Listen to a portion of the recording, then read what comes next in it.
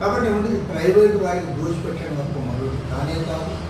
ఇవాళ టెండర్లు వేయడానికి ముందుకు రాకపోయినా సరే మన హెల్త్ మినిస్టర్ ఏమో సత్యకుమార్ గారు లేదు టెండర్లు వేయడానికి ముందుకు వస్తూ ఉన్నారని చెప్పి ఇవాళ అవాస్తవాలు చెప్తారు. కాబట్టి ఏమంటే ప్రభుత్వం ఇప్పటికైనా సరే విజ్ఞత ప్రదర్శించి ఈ పీపీపీ పద్ధతుల్లో ఏదైతే మీరు వైద్య కళాశాల అప్పచెప్పాలన్నారో దాన్ని విరమించుకోవాలి, ఈ పాలసీ మార్చుకోవాలి. ప్రభుత్వం ఆధ్వర్యంలోనే మెడికల్ కాలేజీలు ముందుకు సాగాలి. నేను హైదరాబాద్లో చంద్రబాబు నాయుడు గారు మాట్లాడారు, ఎవరైనా సరే పేద మధ్యతరగతి వర్గాల వారు పైకి రావాలంటే వారికి విద్యను ఒక ఆయుధంగా చేసుకొని పైకి ఎదగాలని చెప్పారు.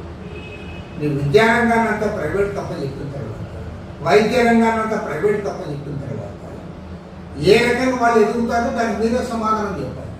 ఒక మీరు ఎన్టీఆర్ ట్రస్ట్ ద్వారా కొన్ని వందల మంది చేస్తున్నామన్నారు, సంతోషం, దానివల్ల కూడా వారు లబ్ధి పొందుతారు. పబ్లిక్ రంగంలో ఉన్న వాటినేమో ప్రైవేట్ కంపెనీ చెప్తారు, మీరేమో ట్రస్ట్ ద్వారా పేదవాళ్ళకు కొన్ని చదువులు చెప్పిస్తారు, మిగతా వాటిని దారికి వదిలేస్తారు. కాబట్టి ఏమంటే ప్రైవేట్కి అప్పచెప్పడాన్ని మీరు నిరోధించండి. ఇప్పటికే ఆంధ్ర రాష్ట్రంలో ప్రైమరీ ఎడ్యుకేషన్, ఇంటర్మీడియట్ ఎడ్యుకేషన్,